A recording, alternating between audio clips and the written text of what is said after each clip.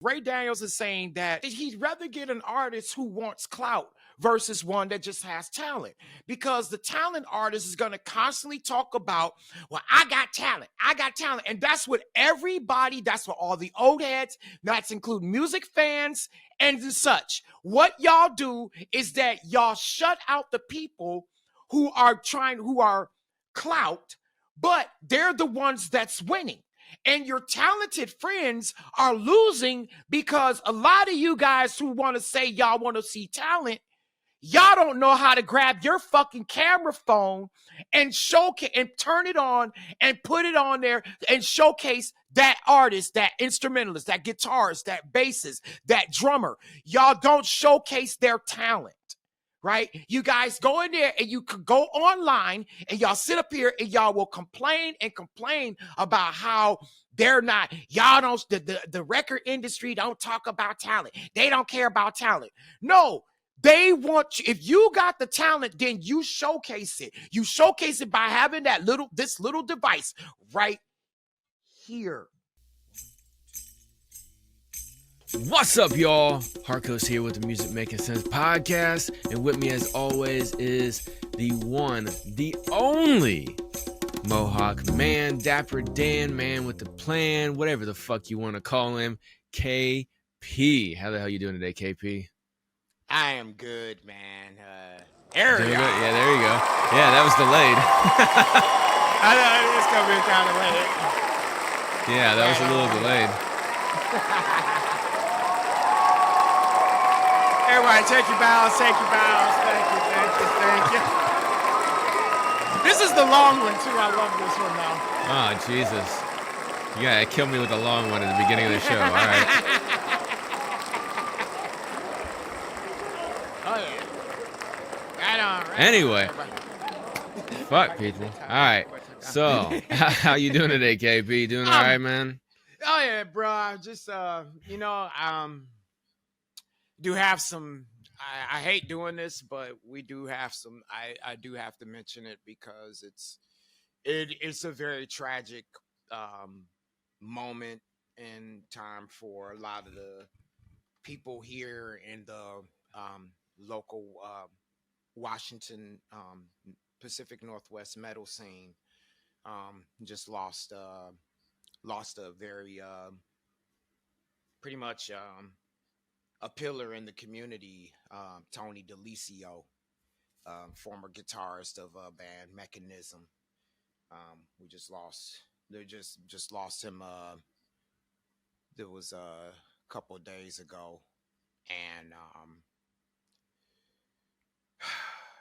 for me, it's hard because Tony and I didn't get along, and it actually well, I'll say this: we started off getting along, and then we ended up having a fallout, and we never recovered from it. So, and when I got the news, I responded to it in a very, I would definitely say in a vulgarly compassionate, in a very, very vulgarly and very non-compassionate way. And I feel bad about it because it was just the way I responded to it. It was pretty cold-hearted, y'all. And right. I can't sit here and act like, and the thing is that I can't sit here and pretend like it, like, I can't pretend that fallout between him and I didn't affect me in the long run, because it did. But, I mean, I don't, to his family, I mean, my condolences definitely goes out to them. I mean, it's just, I don't know. Kind of I don't know sideways. how to. Yeah, exactly. It really does. It hits me sideways, man. And I'm just like, yeah. No, I get that because you had adversity with him and stuff like that. And so with the adversity, you're like, oh, well, now, now his family's in pain and blah, blah, blah. How should I feel? I get where you're coming from with that, man, because as a human, you want to be compassionate and stuff like that to people. And, when you have, bad will towards somebody while they're alive, when they pass, sometimes it can be confusing. You know what I'm saying? Yeah. Yeah. Yeah, So like, it is. yeah, yeah. I don't know. I've never had that happen. The closest thing I've ever had to that happen was when John McCain passed. I'm still happy about that, but I do feel for his family's loss, but I don't feel for our nation's loss, because I feel like we won with him out of the picture. But there's Yeah. 20 people that took his place as war hawks. So, that's why I didn't like him, was from his war hawk standpoint. Him going from having the nickname Songbird McCain when he was a POW in Vietnam to having no problem making all kinds of money sending everybody else's kids into war for decades after that. It's kind of hits you sideways. Yeah, we're both veterans, so you kind of know what I'm talking about on that. Yeah. So, but it's part of the machine, unfortunately, that, even though he's out of the picture, I mean, dumbass Lindsey Graham and all the other people just like all of them are still rocking and rolling with all this stuff, So, Oh yeah, yeah, that is. but crazy. yeah, Yeah, but I mean, so but that's kind of like a public figure, you're talking about somebody local that you've actually had a personal relationship with. So I'm sure that's hella conflicting, because you did start out positive and then it went negative. You know what I'm saying? So you got the confliction right there just between your relationship with him. There's something that, obviously I never had with John McCain. So right. Yeah, I can see how that could be fucked up, man. A lot of people go through stuff like that all the time, and yeah, I think you having the confliction is actually a positive thing, because if you were just straight anger with it the whole time or anything like that, then you could just kind of be like, man, like, you tell me there was no positive attribute about this dude, you know what I'm saying? Yeah. But you did have a positive because you started out with it first. So I get where you got the confliction. Yeah. And it hurts because it's like, it's the way that it went down. And I mean, I've told you about, what my experience in the metal community, and he was a part of that. And that's where, like, for me, it's like, it does hurt, because it's like, I'm feeling like, damn. Yeah, because it's like, and I just feel like, damn, man, am I, like, just a couple days, I'm just thinking in my head, like, damn, dude, am I being this cold about it, to where it's been difficult for me to sleep. All right, y'all, Harco's here. I just wanted to take a quick little break from the episode to let every single one of you artists know about a great opportunity for you to grow your online presence through blogs and social media for 30 days for only $10. If you've already been checking out the podcast, I've already talked about this a little bit here and there, but I created 10 blog websites that all have their own social media presence on Twitter and Facebook, and they are growing leaps and bounds, getting tens of thousands of impressions and eyeballs every single month. And that's just not in total, that's every single account. I have a full video breakdown available for this on every platform where you're listening to this right here, right now. The episode is called How Much Marketing Can $10 Get You? All right, I go through a full explanation of it, but if you've already watched that and you want to find out more, go ahead and go to musicmakingsensepod.com, send me a message in chat, and I will get right back to you, and we will get this rocking and rolling and get you growing on social media, especially if you want to grow that presence on Twitter or X. This will definitely help you out. Like I said, I got 10 blog websites with 10 different Twitter accounts that have tens of thousands of impressions every single month. You can be right there with them, getting all those eyeballs and growing your presence online. So make sure you hit me up right now, musicmakingsensepod.com. Hit the chat button and send me a message, and we will get you on point with this great new promotion. All right, let's get back to the episode. And I've been thinking about that a lot. And then, person that told me doesn't really want to talk with me right now. And that's different. That is different because now it's dealing with, family. Right. So Yeah, it's just I could get that, man. I mean, that's yeah, kind of a it's low just point, but it is. It really is because I just don't know. Like, I don't know where to stand. I don't know how to feel. I don't, you know what I'm saying? And then just recently with me, saying, just admitting and dealing with the fact that I'm not as good of a drummer that I really want to be. I realized, and it was like, I just feel kind of like a bit of a failure right mm, now. And I know that it's gonna take me sitting down and writing some lyrics. You know what I'm saying? Like I know now, like right now, I know that I need to write mhm. because I'm in that place where it's like like that's where I know I need to express my feelings the most and through my vocals. Yeah. And that's why I'm Music is like great therapy, man. it is. And the thing is that, and shout out to my homeboy Bradley Jen, man. I got a little upset with him too because on my TikTok I had shared a couple videos of me drumming. Mm, And one of the questions he asked me was, have I ever tried practicing to a click track? And I felt a little insulted by that because I am an advocate of one who likes using click tracks. So I was mhm. a little bothered by it. So I showed it. And then he said something, and this was his message to me. He said, it seemed, and I said, I practice, so what makes you think I wouldn't? And he said, because Mm. it seems like you're all over the place. You're trying to do so much. And he was like, just stick with the best, with what you're best at. Like go with the best of your Right. ability. I took that, I took that personally, and I took it as failure. So I Mm. rebuttal against what he said. And his response to me was after that, whatever I have to tell myself. I was livid.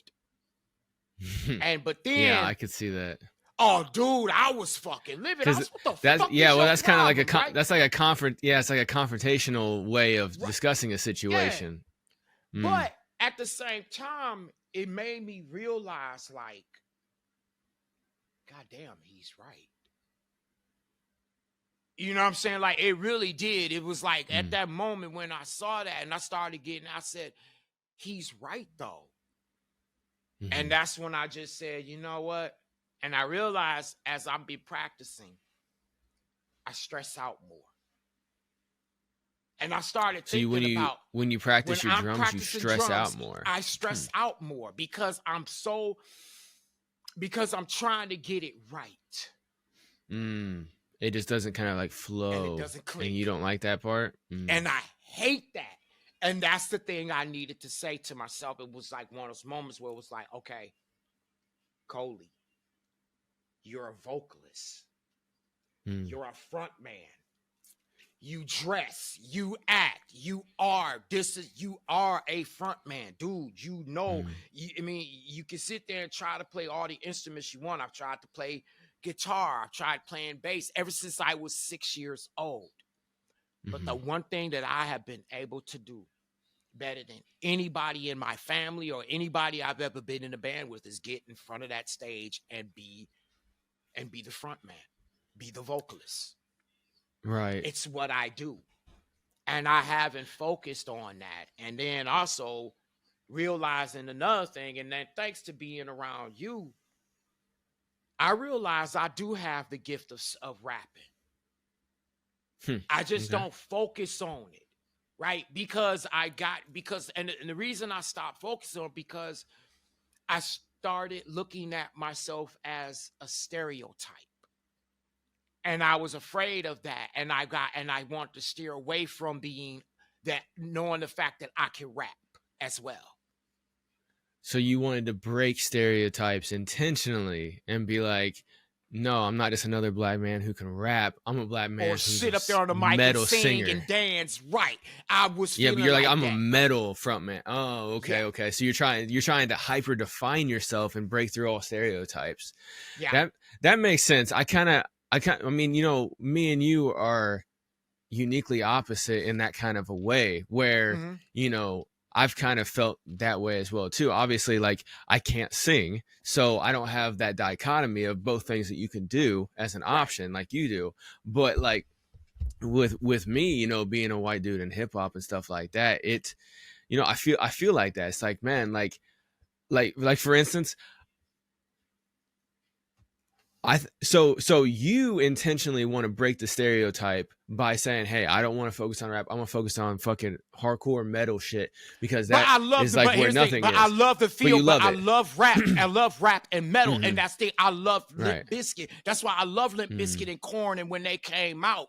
But as time went on, I wanted to go into the harder edge, more Lamb of God stuff because I didn't want to be pigeonholed as the black guy who Another can rap one. right. But yeah, it was taken away from. It's actually taken away from who I truly am as well as a whole when it comes to being a performer and a musician. Right. Yeah, and like I think that's unique. The reason I said it, like you're kind of doing it intentionally to break out of that, like subconsciously or regular consciously. I think that that's interesting because, like, for me, like I said, a white dude in hip hop, I almost instinctually, almost reflexively, do not like white hip hop artists. Right. Like almost reflexively. It's like, I'm like, no, they're fucking garbage. Just because like I try to focus on myself as like, hey, look, I'm not going to be like any of them.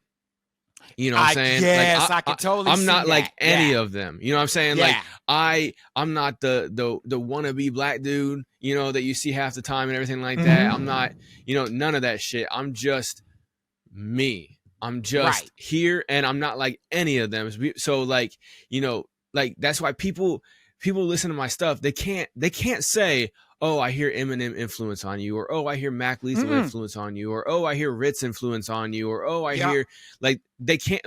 Maybe Mac Miller influence, but I didn't start listening to Mac Miller until like a year or two ago. You know what I'm saying? So like, you can maybe say, since me and him kind of look alike, you know, from a side angle or something like that, you know, RIP to him, obviously. But like me and him were kind of similar with vibes, but even he was on a whole other thing than what I am. You know what I'm saying? Yeah. So like the difference between everything is I kind of reflexively do that as well. So I kind of know what you're talking about with that.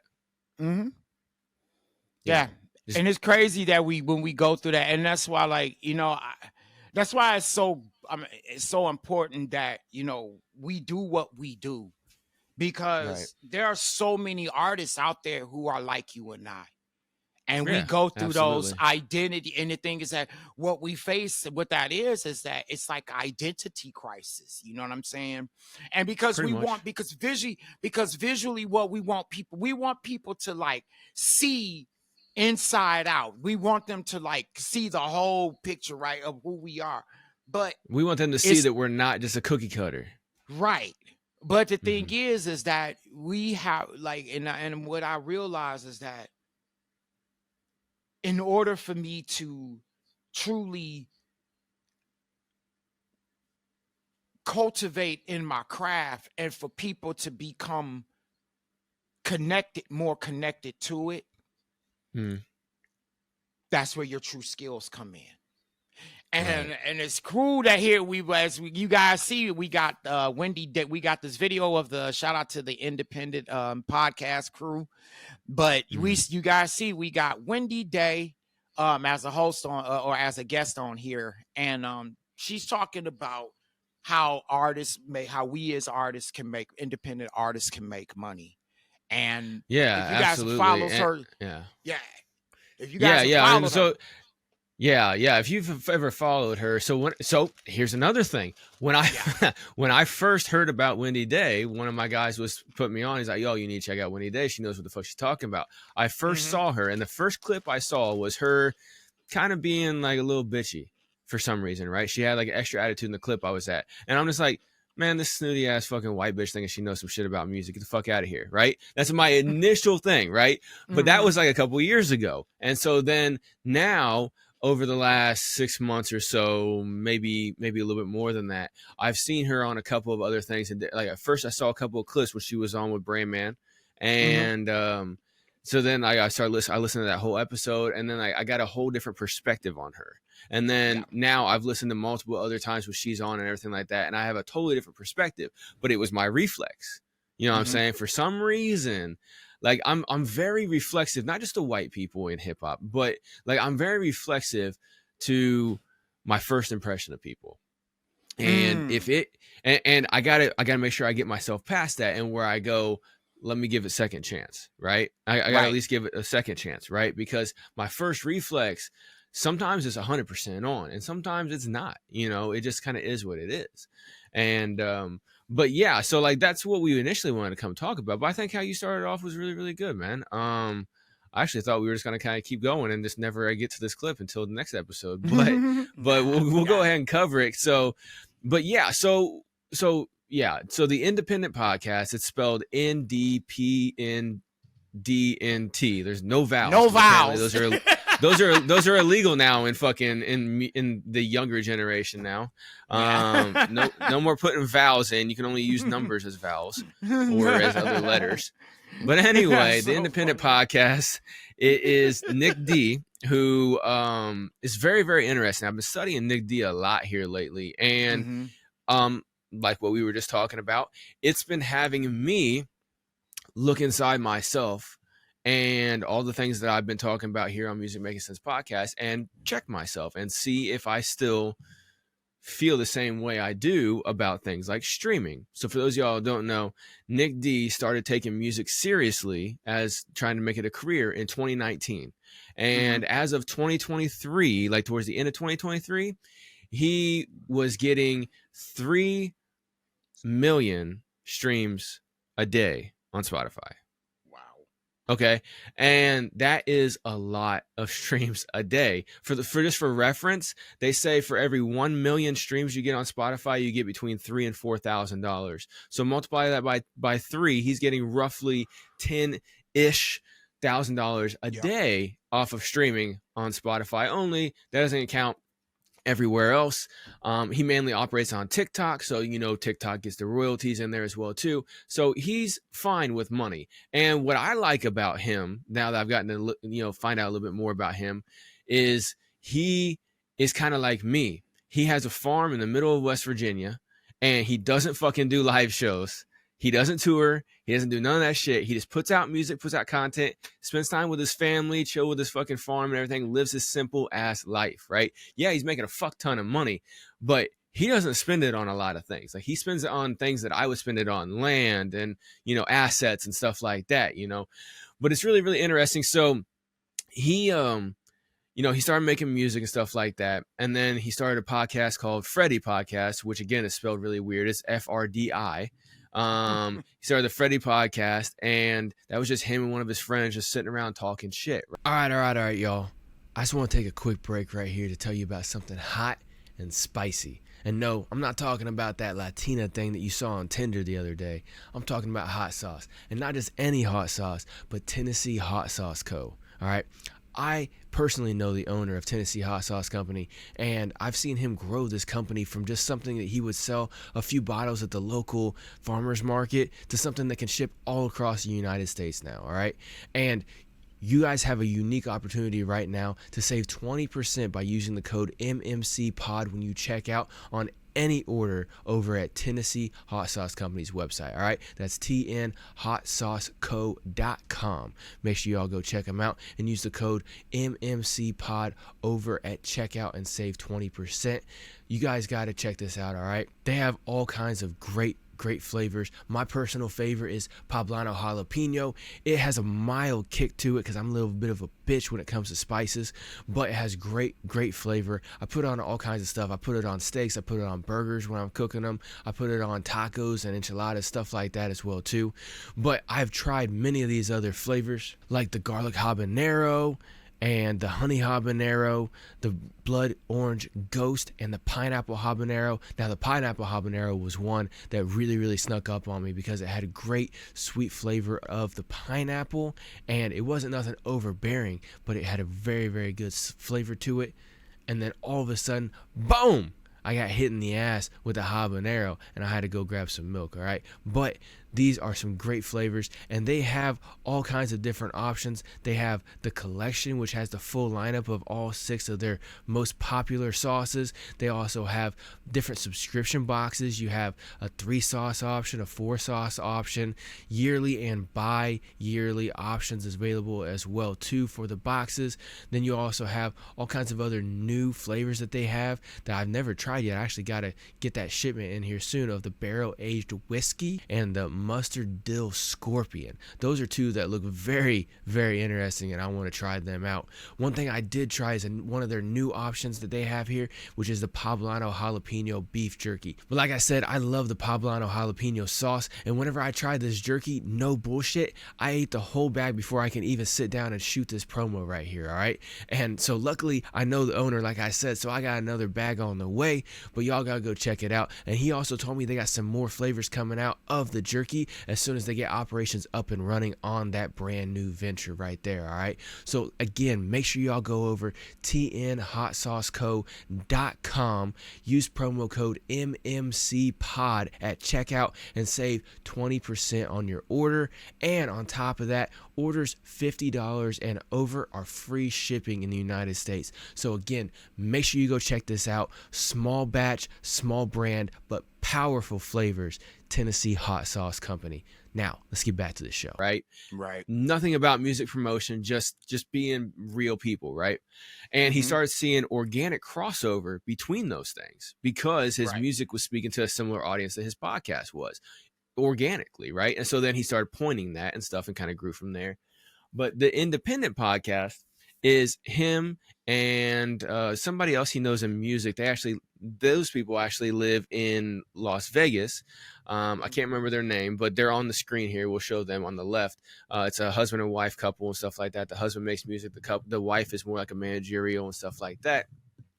But the independent she's podcast, the one she was the one that said that this was the couple that said make your content first, then create the song. Looks like that's the lady. Okay, yeah. Well, yeah. That's what they talk about that quite a bit. And so Nick D, he has his Freddie podcast, which is kind of a bullshit one, but he's got Freddie for Artists, which is a dope one as well too. And what's really interesting is it only has about 12,000 subscribers to it, and he sits there and just fucking spits game as a person who's literally done it in the last couple of years. Went from fucking zero to hero in the space of streaming and everything and content. And he's like sitting there just talking about boom, boom, boom, boom, boom. He had one with Adam Ivy that happened towards the end of 2023 as well too. I suggest you guys check that out as well. We might actually cover that in the future because that one was a really, really good one as well too.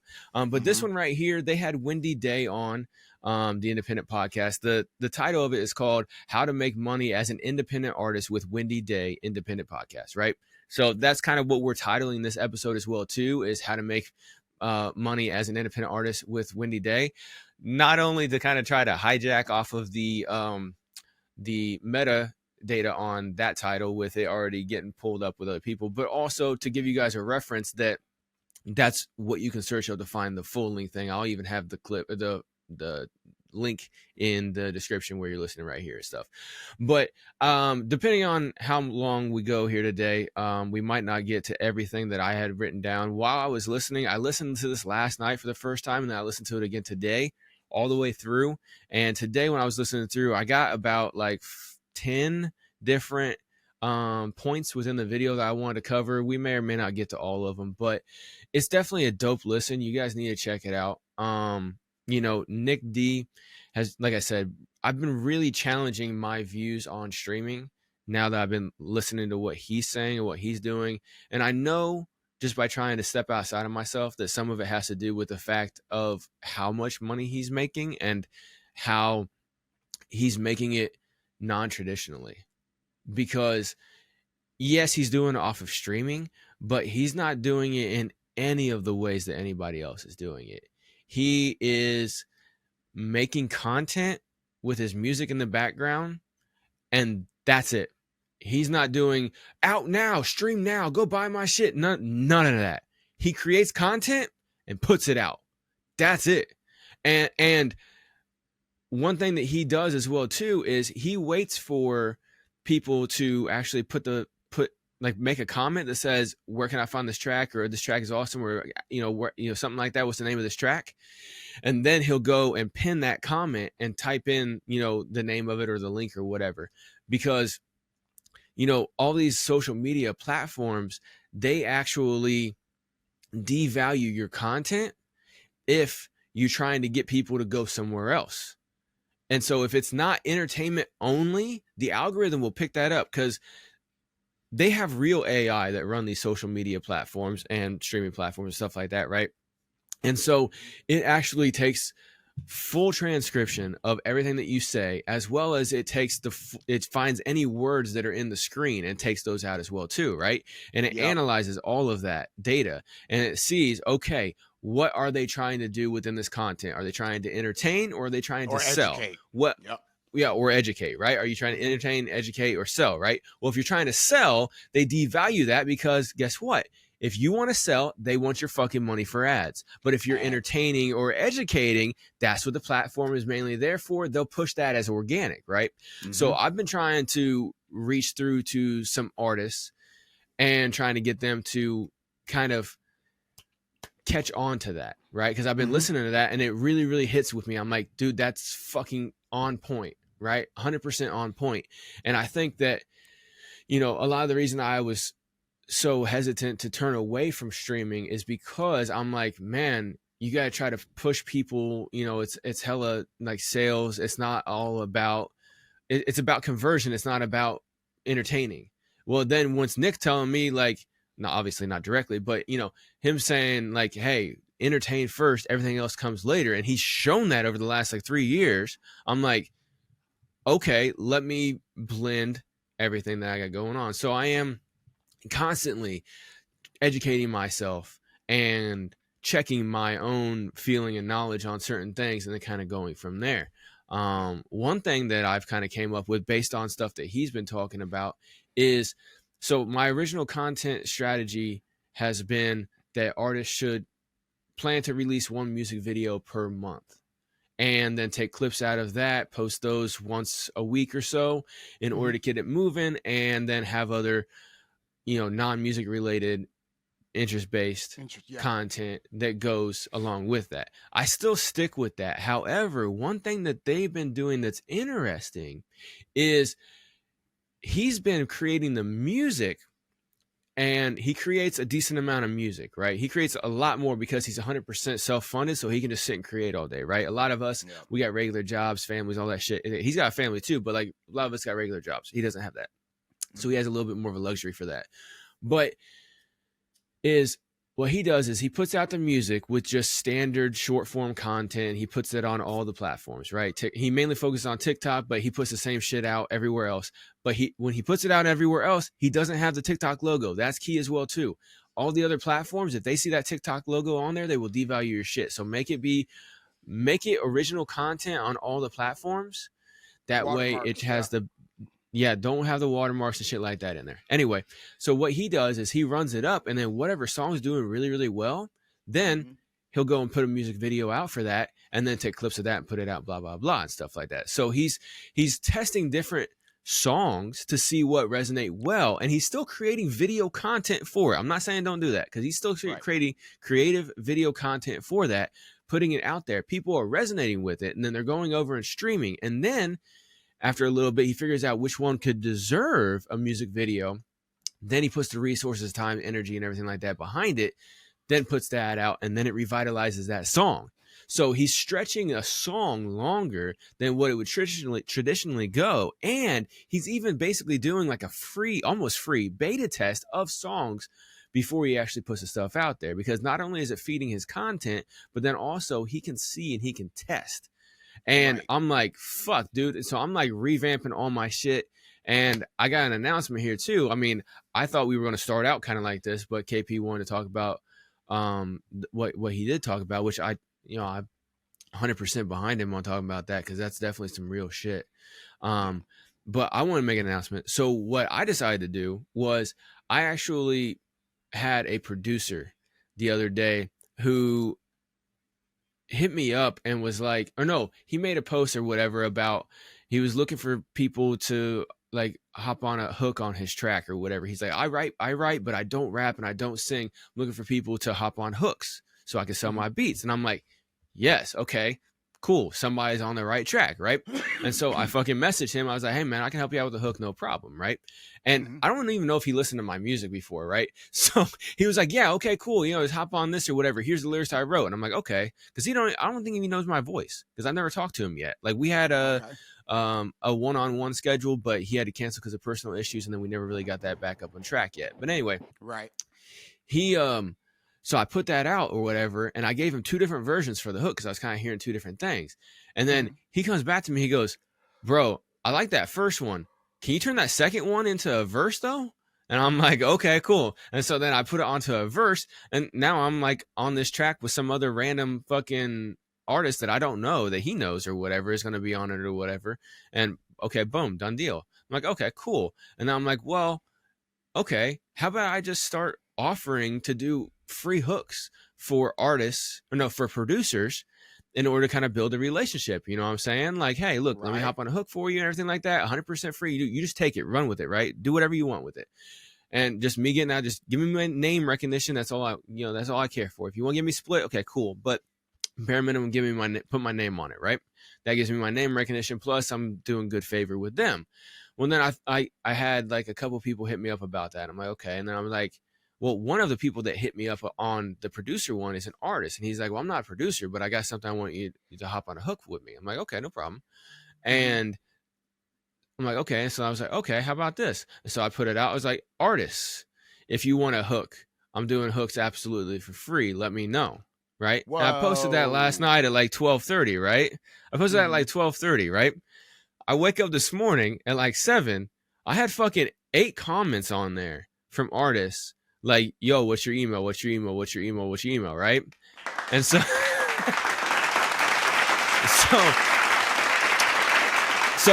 I reached out to them via direct message. Some of them I've already had contact with, you know, getting them in the network or just talking to them about marketing. Some of them I haven't. So obviously it was a good way for me to kind of start talking to them about that. But anyway, I just like, okay, let's keep it business for now. Once I come back, then we can kind of go from there and, you know, everything like that. So I'm like, all right, cool. So I'm going to put out these fucking hooks for these people and stuff like that. Done deal. Hooks are pretty simple. It's not a lot of time consumption. You know what I'm saying? It's kind of whatever I feel.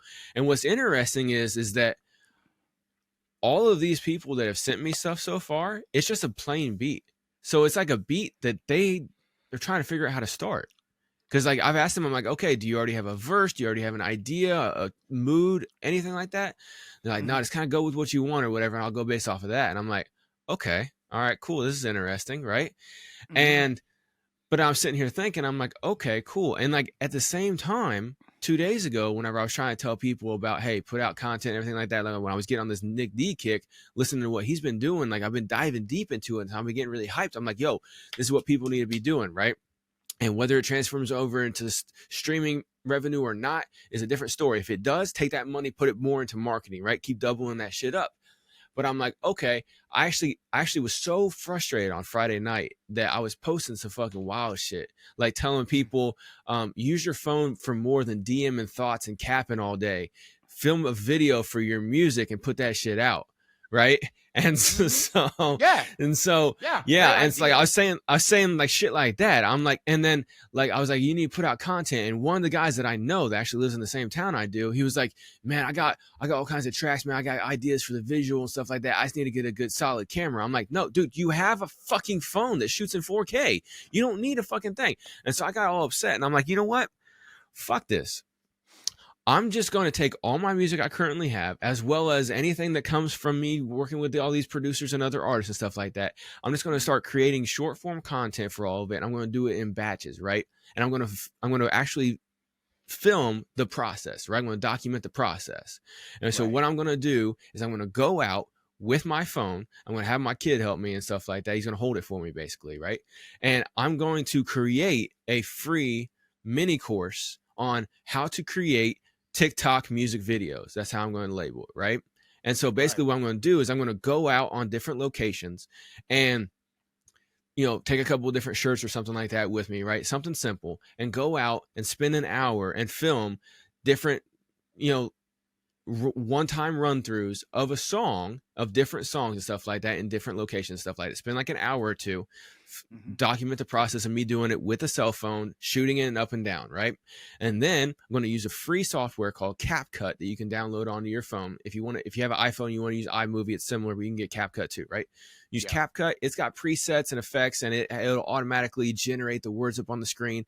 And I'm going to show people how that you can use your phone that you already have, that you're already paying for. You can shoot a music video for your shit. You can edit it down to 30-second clips, and you can fucking edit it in CapCut absolutely for free, post it up on your content. And if you go out and you spend an hour or two on one of your off days and you shoot video content for 6 or 7 tracks, and then you can chop those up into 5 to 6 different pieces of short form content, you got over 30 pieces of content right like that. Simple, easy, and you can start getting it moving. And the thing with TikTok and all these other platforms as well too is that they monetize off of your shit if you got it with DistroKid, right? Facebook, Instagram, YouTube Shorts, and DistroKid TikTok has DistroVid too. Well, there's that too. So you could, that's not 100% necessary, but yes, but what I'm saying is that you put that out. Right, but if you put that out, like on TikTok, they have a direct link now to where when you put your video in, you can direct link it with your song on Spotify. So if people are watching your video and they're like, oh, I like that, they click one button and it takes them directly to Spotify, right? And that's intentional that TikTok wants to happen because they have a partnership, right? That kind of stuff right there.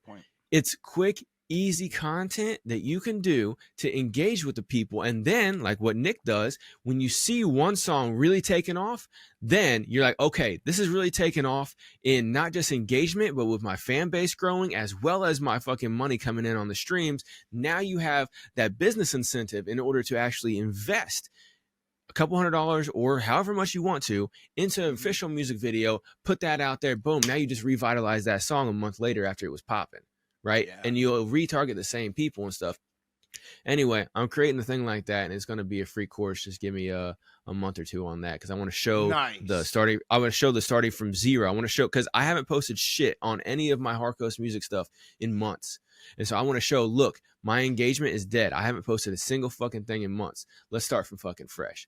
You know what I'm saying? And like, I don't have very many followers on all my shit either. So, but then we can start building it out. But we can, so that what we can do, since we're as us on the MMC podcast team, what I can start doing is that now when you start doing that, is that I can start doing promotion, right? Like I could start doing a lot more promotion and just getting people aware, getting eyes on it. Right. And that's the thing, like, and it's cool that you brought that up because now we can, one of the things I was looking at within this video, and you're putting it on there. I don't know if this is the part where Wendy was telling us about herself, or was she like going into I have this first one. This first one is the part about just like content in general. But yeah, I have some other things in here. What part did you think about off the top of your head? Well, I wanted to watch that part because the reason I was thinking, because I was just watching, I posted a comment. This is where she's talking about the same thing I was just saying, where she was talking about looking at the data, and she loves data, and she's a data nerd. And so like back in the day when she started, she didn't have data, and now she's got all this data, so it helps her do her job way better. Yeah. So let's go ahead and watch that part. Yeah. All right. Yeah, absolutely. So I come from an era in the music industry where we didn't have that, right? Like when I started, it was all gut. And that's a really shitty way to run a company. That's a really shitty way to make investments, right? But it was all like you put out a song, you test it, and you feel that it might go. Therefore, you put millions of dollars behind it. It's the most archaic, insane system. And now first we test songs. Like I run Facebook ads, Instagram ads and Google ads on, like 5 or 6 songs at a time. So when I'm dropping music, I know which one's going to do better than which one. So I already know kind of the budget, and my artists all have budgets. Let's be real about it. Yeah. But I already kind of know which song is going to react and which aren't when we drop them. And then I work with a lot of younger artists, in the Black community where video matters quite a bit. I'm not talking about like BET videos. That's not what I mean. I'm talking about content, like videos that tell a little bit of the backstory, you know, where they're from, what they're working on, who they're hanging out with, what's their recording process. Do they smoke weed? Do they, you know, were they a good student? Were they an athlete? So we're telling a lot of stories with our videos as well. Oof, and I then love storytelling. I do too. It's my favorite thing. And I love hearing stories. Like I like telling them and hearing them. So I'm one of those twofer people. But my market, like music videos still matter. Not so much. Like we don't tell the story of the song the way we did back in the MTV days. We don't do that anymore. We share the image of the artist because for my artists, image is everything. So we have to be able to translate that, which is another reason why we do every other week. When you're previewing songs on Google Ads and Instagram ads, how long typically are you letting those sit? Weeks? Because I know like Facebook ads take like what, a couple days to at least get. Yes. Cool. Yeah, exactly. And during that time, are you running pre-save campaigns? Say it again. Are you running pre-save campaigns while you're testing the music? No. Or? No. That's not true. On some artists I am, but for the most part, no. Yeah.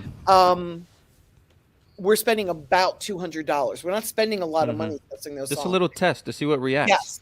And it's sort of like, it reminds me of Groundhog Day because it's really kind of the same video 5 times. It's usually the artist in the studio or the artist in their car. I don't want to have a great video because I don't want people watching the video because it's a great video. I want them listening to the song. Wow. And if there was a way for me to do it without the video, I would. Right. But there's not. People just don't click on it when the movement isn't there. So we shoot kind of sort of the same video 5 times with 5 different songs just to get a feel. And the numbers can be really, really different. It's amazing to me. All right, y'all, let me take a quick break right here to tell you about something that's completely fucking ridiculous, okay? It's called HorribleDesigns.com. And I personally know the owner, and he's just as ridiculous as this whole fucking company is, okay? If you or someone you know loves stickers and mugs and shirts with crazy outlandish sayings on them that just are designed to catch people's attention out in public and get them to laugh and point and ask you, hey, where'd you get that t-shirt or where'd you get that sticker when they see it on your car and stuff like that, y'all got to go check out HorribleDesigns.com. At HorribleDesigns.com, they have all kinds of ridiculous sayings on stickers and coffee mugs, t-shirts, vinyl stickers, magnets, and even mouse pads, okay? And I'm telling you, if you guys have not checked out HorribleDesigns.com, you got to go check it out because some things are straight up great, like the American Muscle mouse pad. It's got some awesome pictures of great muscle cars if you're into cars or you know somebody who's into muscle cars and they need some great mouse pad to have while they're on the computer working. But then they also have dumbass fucking t-shirts that say things like, are you staring at my ass, with a picture of a donkey on it, or stickers that say, are you staring at my beaver, with a picture of a beaver on it. Stuff like that, man. Completely ridiculous shirts and stickers, coffee mugs, everything like that. Anything that you could ever think about having just to get people's attention, make a statement out in public, and just completely be ridiculous, and to do it with some horrible designs at the exact same time. And like I said, I know the owner, so he hooked us up with a great deal where you can save right now by using the link below in the description. Whenever you go there and shop, you will not only support Music Making Sense podcast, but you also get a great deal on any and everything that you decide to purchase every time that you use that link right there in the description below. So make sure you go check that out right now. HorribleDesigns.com. Use the link below in order to get good savings. Go check it out. Buy some ridiculous shit for yourself or someone you know. All right, now let's get back to the show. And see, Cool. I want to jump in real quick. So, like, I like what she said all right in there because right in there, she was saying so much stuff. She was saying video matters. If I could, I would do it without video, but people just won't click on it without the video, right? And she was like, we're not creating an actual music video. We're just creating video content that's on point and real. She gets deeper into it towards the end of the video.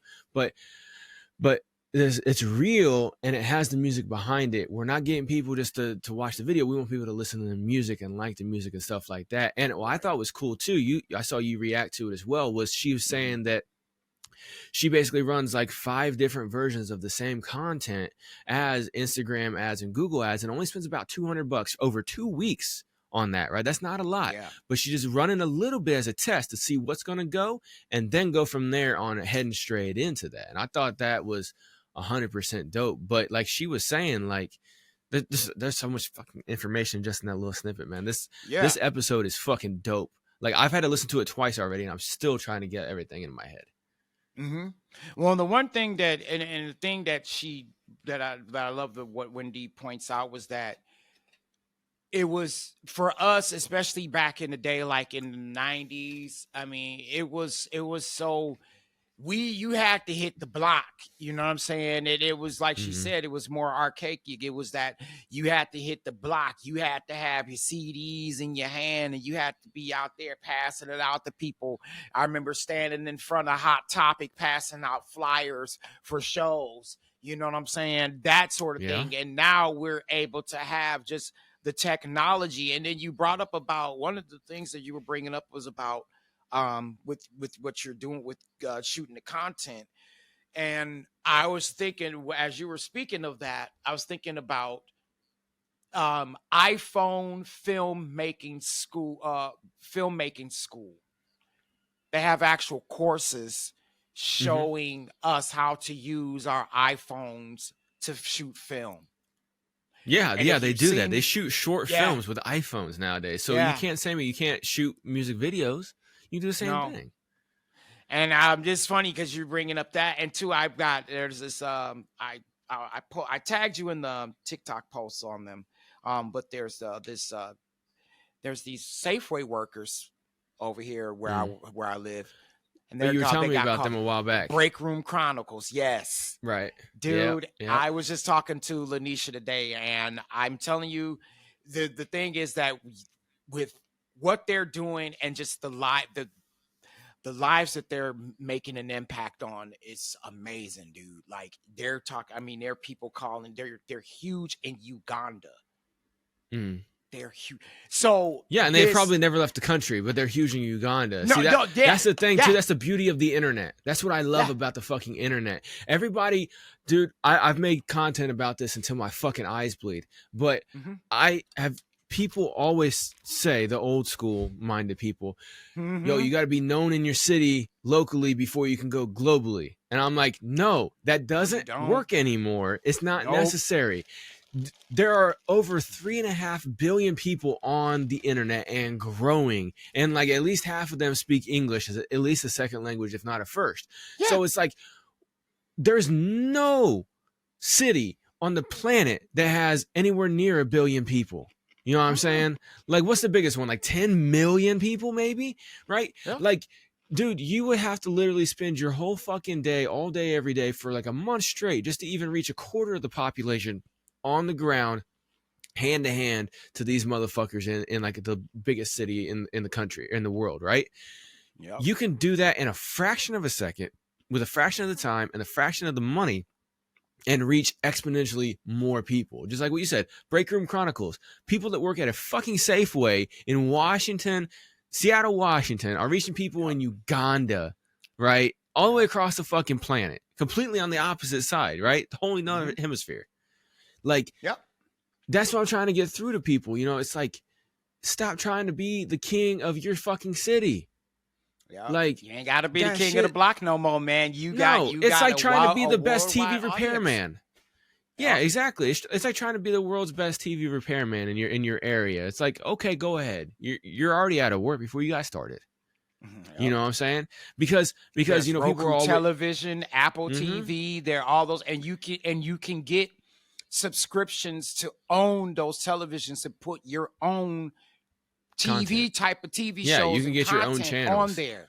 You can get your own channels as well too. And see, that's the thing too, is that like the possibilities are fucking endless nowadays, man. I had something I was gonna say. I can't remember off the top of my head what it is now, but like you can do so much more now. You know, you don't. it's just it's aggravating. Like, because we limit ourselves, Yeah. and here's why. And I thought about this too, even within me. And and thank you for saying what you're saying as far as you like what the course is like, because I think that's something that I think with us is that we definitely need to show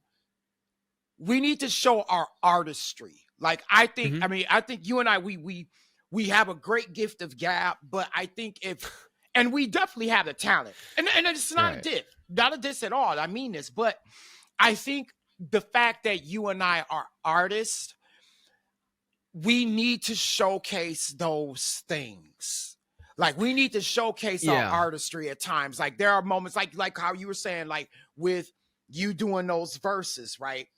When people start to see that, they're going to be like, okay, now I understand what he's talking about, because it's like, let's apply what we talk about. Let's show Right. And and that's the thing, is that's kind of where I've been running into a thing with my imposter syndrome issue that I already have is that, like, I don't have a ton of time to focus on so many different things at once, because I have a full-time regular job, and now I'm trying to build my other stuff over here to where I can supplement. Like, if I didn't have my full-time job to do, right, if I was making money in a shorter period of time, making as much money, if not more, and I had more time available to where I could do the showing and the telling, then okay, cool. But right now I only have time to do either one or the other. And so I'm like, okay, well, you know what? Let me figure out how to do it as efficient as possible. So I'm like, okay, I'll go out for like 2 hours one day and fucking film a bunch of content really quick, edit it down really short, nothing fucking fancy, just some simple fucking shots with the music on and words up on the screen for captions.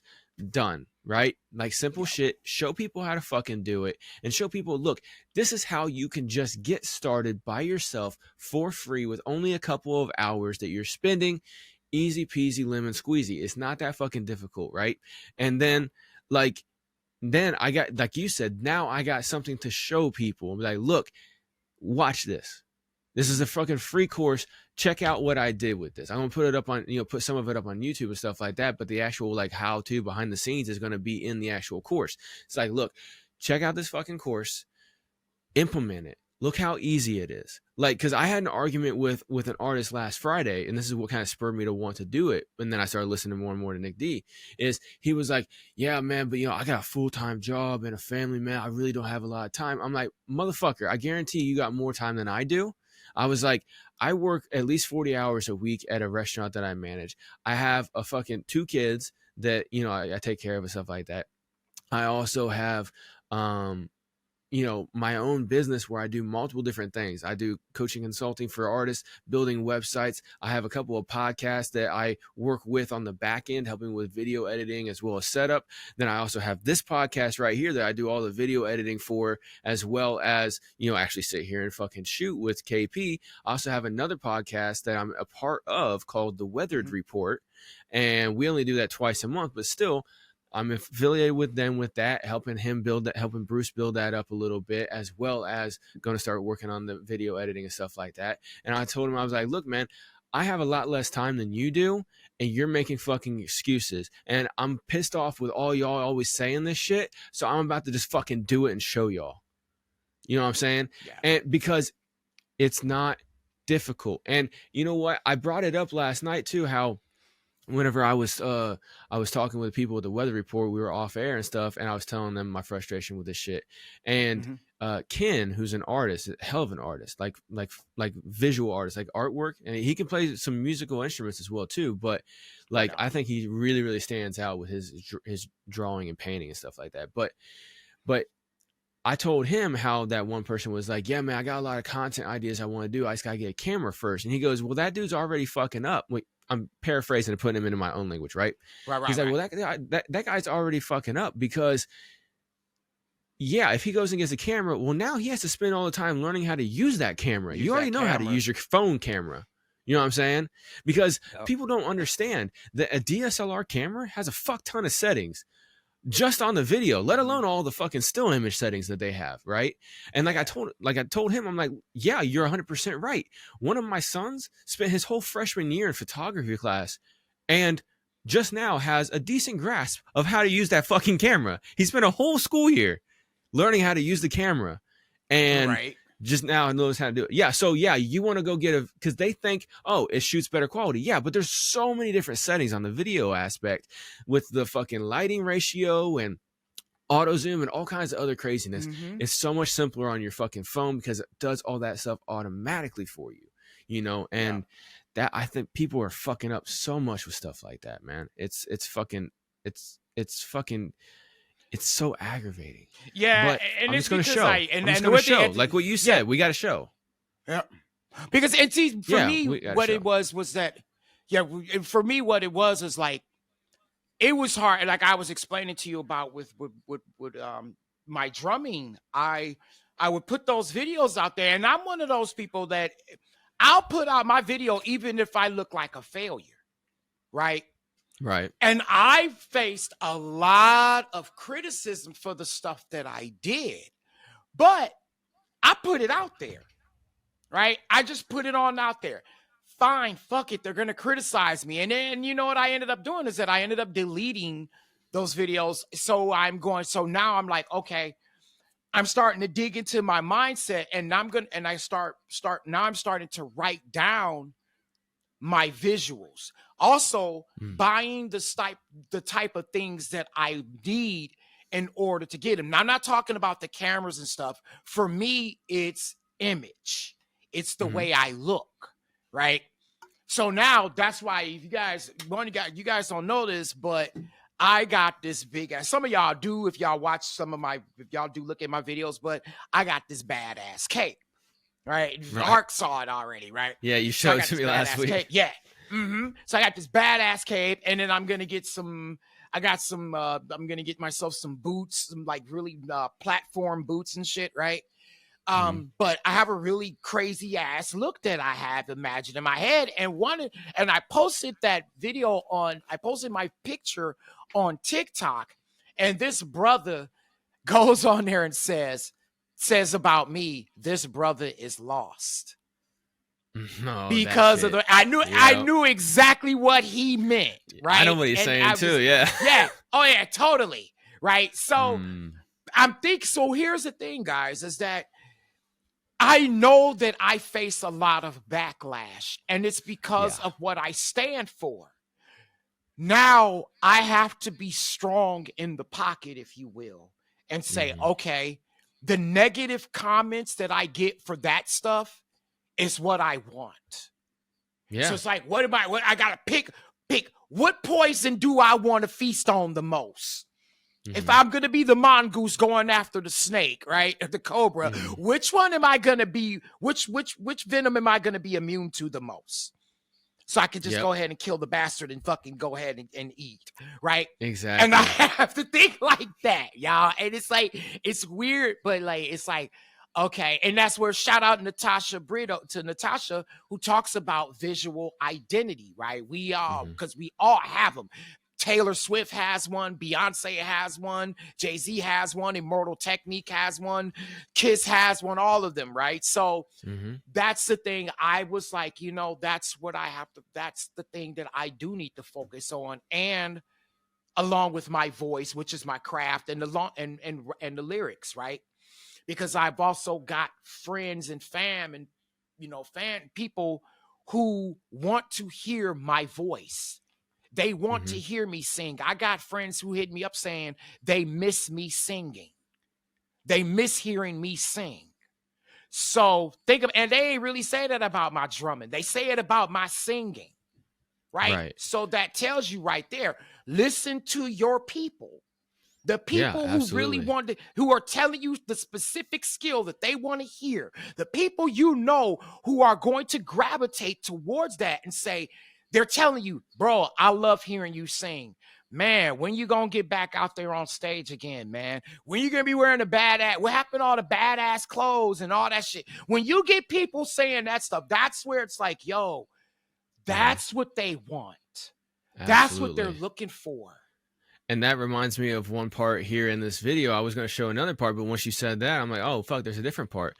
So let me just go ahead and tie it into this other part right here. Wendy, I have a question, and if it's the same answer as one of your other questions, just repeat it, because that's what people need. They need to be drilled with the answer.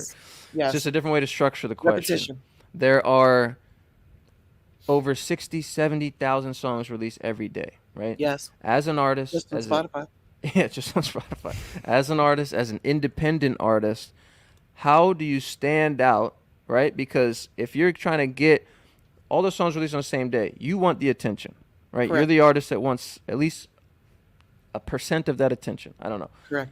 How do you get attention? How do you stand out against 60,000 other songs released on the same day you did? The real answer to that is by any means necessary. And I realize that's not the answer you're looking for. So I'm going to drill down even further for you. First of all, the song has to be amazing. Okay. And that's one of the things that a lot of artists don't do. And I'm going to make an urban reference because my world is rap and pop. So I'm going to make a rap reference. When you're making a song, you have to be able to put it between Jay-Z and Kanye, and it has to sound as good. You can't go from the first song and then it dips a little bit and then the quality goes back up. The quality has to be even across the board. So if you can't do that right out the gate, you're fucked. Then on top of that, you need to understand who your market is, because if you have a song that's perfect for women who are 24 to 36 and you're marketing to men that are 13 to 15, again, you're fucked. So you really need to understand who's going to want to hear your song and why they're going to want to hear the song. And then you're going to have to start making content that shares who you are, why you made that song for them, what's so great about your song, and then put that out as well. So not only do you have the song out there that's competing, but now you've got content out there that's trying to go out and explain to people why you made that song, why it's for them, why they should listen, who you are, how you grew up, what your hobbies are, what you like to do, how you think. Do you smoke weed? Do you not smoke weed? Do you prefer to drink? What do you drink? How did you grow up? Are you an athlete? These are things that people really want to know about you. So those little tidbits of content are going to make somebody go, I can relate to this. Wow, this is how this person handles stress. Let me go listen to their song and check it out. And that's how you stand out, because I always tell my clients, it's like filling a room with balloons that are like half inflated, right? So they're all at the same level, and you want your balloon to poke up. So either it's going to have a little bit more helium, or it's going to have to be a different color, or it's going to have to be a different shape. There's something that's going to have to make it stand out, and you control that. You control the balloon that you're putting into that room of other balloons. You control your song. So either it's going to stand out because of the content, it's going to stand out because of the topic, it's going to stand out just from the song, the beat, the flow. There's something that's going to have to really stand out. And if that doesn't work, you're just going to have to go and punch Chris Brown in the face on video. Yeah, by any means necessary. Do something stupid, you get 5 minutes because they're going to be on to the next stupid thing. Right. So that was a funny way to end right there, but she's 100% on point, and it's 100% on point with what KP was just saying and what me and KP have been saying for months while we've been doing this podcast, right? Like, she knows 100%. I mean, she's been doing Rap Coalition for fucking ever, right? Decades. And so, like, she knows this. Nick D right there, he knows this they both know it from firsthand, right? Yeah. And we're sitting here talking to y'all, telling y'all, look, you can do the same fucking thing. We try to work with artists and help them do the exact same thing. You know what I'm saying? But you know, it just, sometimes it takes somebody that people look up to say the same fucking thing. You know what I'm saying? Like, I've been saying this for forever. You know what I'm saying? She gets to a point a little bit later on, and maybe we can play that here in a second, about starting a fucking podcast, basically, about having other content that's non-music related. Oh, dude, that'd be exactly. Like, yeah, but I'm just saying, yeah, like, that's what she is talking about right there. She's like, who are you? How'd you grow up? Do you smoke weed? Do you not? Do you drink? What do you do? Like, your interest, and people are like, I resonate with that. Let me listen to their music now. See what she's saying right there is she's not saying keep pushing your music, only talk about your music. No, she's saying put yourself out there, tell people who you are, and then they will resonate and go listen to your music. Just like Nick D, he was like, I just got this thing where I'm just chilling, having fun, cracking jokes with my buddy, and I make music on the other page. You know what I'm saying? Different pages, stuff like that as well too. You know. So in other words, yeah. Yeah, but before you do, I posted about, I told you about this post I made with Ray Daniels, and the one thing I noticed is that people were getting upset in there because they were talking about talent and clout, the whole talent versus clout thing. Well, I had made, my point was this. I turned around and said to them, because Ray Daniels is saying that, you know, if you want, he was like, the problem is that if you want, they want clout. He was like, but you need to showcase your talent in order to get that clout. He's like, and there's so many great people out there who have talent, but they rather be into their talent versus showcasing it to get the clout, right? And he said that he'd rather get an artist who wants clout versus one that just has talent, because the talent artist is going to constantly talk about, well, I got talent. And that's what everybody, that's what all the old heads, that's including music fans and such. What y'all do is that y'all shut out the people who are clout, but they're the ones that's winning. And your talented friends are losing because a lot of you guys who want to say y'all want to see talent, y'all don't know how to grab your fucking camera phone and showcase and turn it on and put it on there and showcase that artist, that instrumentalist, that guitarist, that bassist, that drummer. Y'all don't showcase their talent. Right? Absolutely. You guys go in there and you could go online and y'all sit up here and y'all will complain about how they're not, y'all don't, the record industry don't talk about talent. They don't care about talent. No, they want you, if you got the talent, then you showcase it. You showcase it by having this little device right here. Okay? And then this one where you talk about, you know, podcasting, where you guys, what we do is sit here and we open our mouths. Exactly. And see, the thing is that, you know, like he just said, if you're one of those people who will sit on your phone and bitch about how there's nobody with talent in the industry, it's all a bunch of goons who are just worried about clout. Okay, but guess what kind of content you're consuming on your phone? All the clout bullshit. So why don't you take your knowledge of the clout, because obviously that's what you enjoy all day, and you take that and you grab your phone and you still have it facing you, but you turn your camera on facing opposite and you help out that person that you know or whatever who's got the talent, who you think should be on. You be their clout man and they'll be the talent man, and you guys come together and you help that work out just right. You know what I'm saying? Because it's a mixture between clout and talent. You got to have that healthy mixture. You can't be one way or the other. You know what I'm saying? That's an entitlement mindset. You think, I got the talent, I should be on. No, because you're not doing what's necessary. It's the entertainment industry, not the talent industry, okay? Yes, talent is a big part about it, right? But you have to entertain people. And if people don't find you entertaining, then your talent is irrelevant. And Nick talks about this in the video as well, too. I'll have to show a clip of that maybe on the next part or whatever. But he talks about there's a part in here where he says that, you know, that, yeah, he says that there's plenty of people with way more talent than him. It's just they don't operate their music like a business, and he does. And that's how he's more successful. And we can go to that another time. But yeah, let me go ahead and get to the rest of this clip. About where she starts talking about more about creating non-music content and how that can actually benefit you as an artist. I love that. So content is king. Content is king. That's and one. Queen.